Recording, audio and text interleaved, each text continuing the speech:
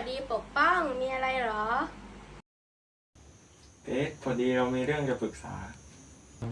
ปรึกษาเรื่องอะไรเหรอปกป้องพอดีเราเปิดร้านขายอาหารอ่ะก็เลยมาขอคำปรึกษาจากเอง